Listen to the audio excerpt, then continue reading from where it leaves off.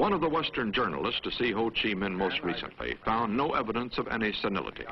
British newspaperman James Cameron. The door opens and in comes none other than Uncle Ho himself, looking, I must say, in uncommonly good form for a man of rising 76.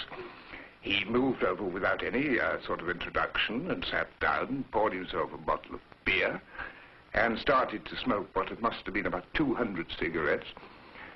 And, well, if indeed it is the case that he's paraded in his few lucid moments, this must have been certainly one of them, because he gave me the impression of being physically very active.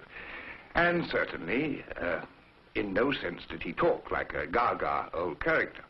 But it is quite true to say he wouldn't talk about politics. When he came over, first of all, he wouldn't be photographed properly. He says, "Today I don't feel photogenic." And he sat down. I said to him, "You know you're the most photogenic old man in Asia. Well, you know this." He said, "Not today, I'm not." Perhaps as often in the past, when in a difficult situation, Ho prefers to let the younger leaders bear the brunt of the unpopular decisions, while he keeps up his kind old uncle image. Professor Fall. Ho Chi Minh personally told me, he says, well, it took us 8 years to view the French. It'll probably take us 10 years to deal with the Americans, but we'll hold out.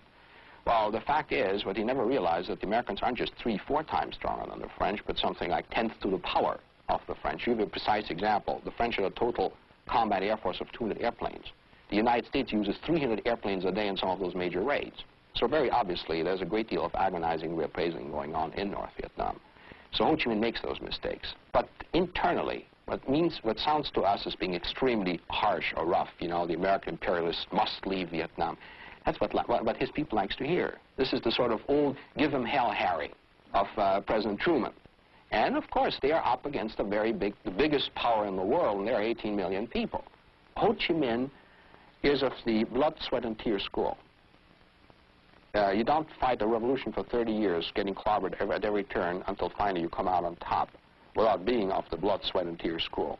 It's dangerous to second think or to second guess a man like Ho Chi Minh. Yeah, they're much more complicated than that. But I'm very much afraid that if Ho Chi Minh were to make up his mind that this is the war to see through, that he might just be the man to see it through too.